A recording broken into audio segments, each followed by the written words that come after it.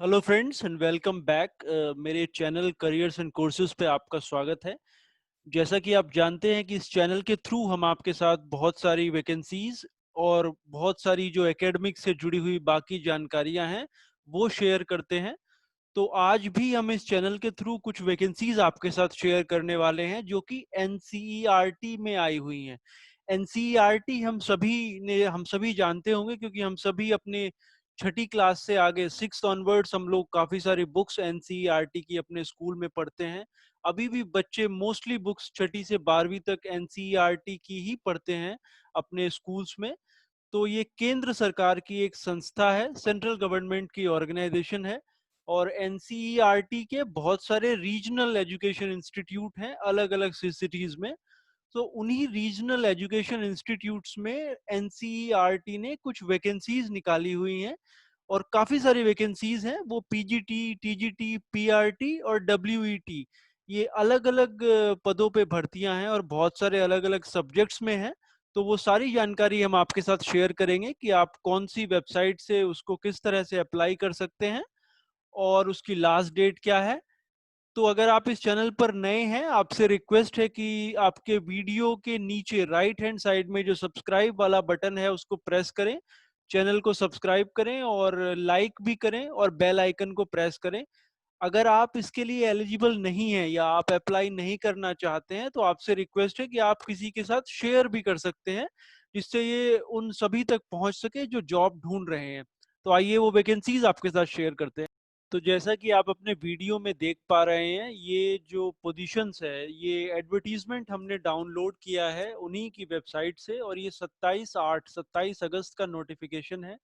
जो वैकेंसी है वो पीजीटी इंग्लिश के लिए है और ये कॉन्ट्रेक्चुअल बेसिस पे हैं। सारी वैकेंसीज कॉन्ट्रेक्चुअल बेसिस पे हैं, सो परमानेंट रिक्रूटमेंट ये नहीं है।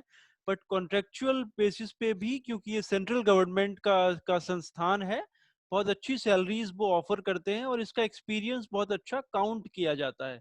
तो जो PGT English, PGT maths, PGT geography, PGT Sanskrit, तो उन सभी के लिए उन्होंने जो इसेंशियल क्वालिफिकेशंस है वो सामने मेंशन करी हुई है। आपने पोस्ट ग्रेजुएट होना चाहिए उस रेस्पेक्टिव सब्जेक्ट में जिसके लिए आप पीजीटी की में अप्लाई कर रहे हैं। कम से कम 50% मार्क्स आपके होने चाहिए और साथ में बीएड भी आपका कंप्लीट होना चाहिए। और आपके अंदर एबिलिटी होनी चाहिए इंग्लिश और हिंदी दोनों में पढ़ा सकने की। तो क्वालिफिकेशंस बड़ी क्लियर हैं। एज लिमिट इन्होंने दी हुई है पीजीटी के लिए, 40 इयर्स एज लिमिट है। 40 से ऊपर अगर आप हैं तो आप अप्लाई नहीं कर सकते हैं। फिर पीजीटी गाइडेंस एंड काउंसलिंग की भी एक वैकेंसी है, उसके लिए आपको मास्टर्स डिग्री चाहिए साइकोलॉजी में। और डिजायरेबल ये है कि आपको 1 साल का एक्सपीरियंस हो उस क्वालिफिकेशन के बाद। और इसकी भी एज लिमिट 40 इयर्स है, जो कि 1 जनवरी को काउंट करी जाएगी। पीजीटी कंप्यूटर साइंस उनको चाहिए, उसमें अगर आप बीई हैं या बीटेक हैं या फिर आपने डॉइक का प्रोग्राम किया हुआ है, बी या सी लेवल, या आप बीएससी कंप्यूटर साइंस हैं, एमसीए हैं या एमएससी हैं, तो आप अप्लाई कर सकते हैं। और एज लिमिट इसके लिए भी 40 इयर्स है। टीजीटी इंग्लिश इनको चाहिए, उसके लिए आपने या तो 4 साल का इंटीग्रेटेड डिग्री कोर्स किया होना चाहिए रीजनल इंस्टीट्यूट ऑफ एजुकेशन से, या फिर एक नॉर्मल बैचलर्स डिग्री आपकी होनी चाहिए और वो सब्जेक्ट उसमें ग्रेजुएशन लेवल पे होना चाहिए जिसके लिए आप टीजीटी की पोस्ट के लिए अप्लाई कर रहे हैं। साथ ही आपने सीटेट भी क्लियर करा होना चाहिए और आपको कॉम्पिटेंसी हिंदी और इंग्लिश में पढ़ाने की होनी चाहिए। एज लिमिट टीजीटी के लिए है 35 इयर्स, उससे ज्यादा में आप अप्लाई नहीं कर सकते हैं। कई सारे अलग अलग स्ट्रीम्स में इनको टीजीटीज चाहिए जिसमें English, math, social science, history, physics, chemistry और उड़िया में भी चाहिए और हिंदी में भी चाहिए। फिर TGT health and physical education, आपको bachelor degree in physical education BPEd होना चाहिए और एज 35 लिमिट है। पीआरटी की भी रिक्वायरमेंट है, उसके लिए इवन अब अगर आप 12th पास हैं, सीनियर सेकेंडरी स्कूल सर्टिफिकेट आपका 50% मार्क्स अगर आपके हैं तो भी आप अप्लाई कर सकते हैं। कंप्यूटर का आपको नॉलेज होना चाहिए और एज 30 साल से ज्यादा नहीं होनी चाहिए। पीआरटी म्यूजिक भी इनको चाहिए, उसके लिए भी आप 12th अगर आपने करा हुआ है और साथ में बैचलर्स इन म्यूजिक अगर आपने करा हुआ है रिकॉग्नाइज्ड यूनिवर्सिटी से तो आप अप्लाई कर सकते हैं। प्रोफेशनल असिस्टेंट एक चाहिए जो मास्टर्स इन लाइब्रेरी साइंस उसके लिए क्वालिफिकेशन है, और एज लिमिट 30 साल से ज़्यादा नहीं होनी चाहिए, और अगर आपको एक्सपीरियंस है तो वो उन सभी केसेस में उसको वरीयता दी जाएगी, उसको प्रायोरिटी दी जाएगी।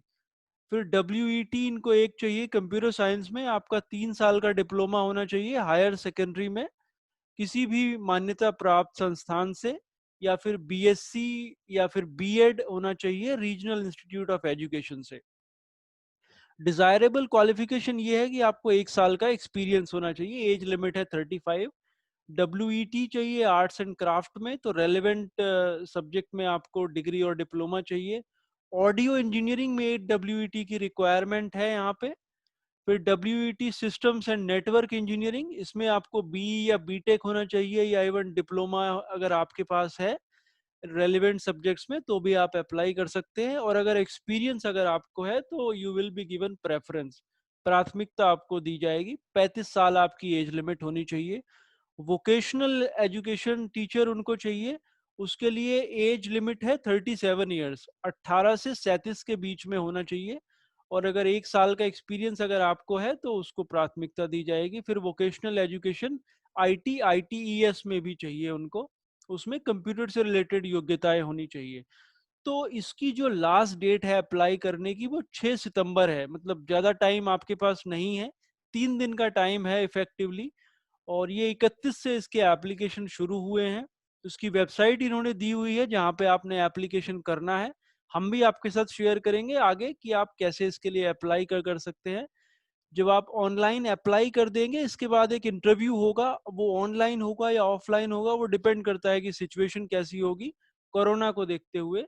जो सैलरी ये लोग ऑफर करेंगे पीजीटी के लिए 27,500, जो कंसोलिडेटेड अमाउंट है वो दिया जाएगा। टीजीटी के लिए 26,250 रुपये, और पीआरटी के लिए 21,250 रुपये दिया जाएगा। प्रोफेशनल असिस्टेंट के लिए 33,000 है, और जो वोकेशनल टीचर हैं उनके लिए 25,000 सैलरी उसमें दी जाएगी। इसमें कोई भी आपने एप्लीकेशन फीस नहीं देनी है, और कोई भी टीएडीए भी आपको ये नहीं देंगे जब आप इसके लिए अप्लाई करते हैं।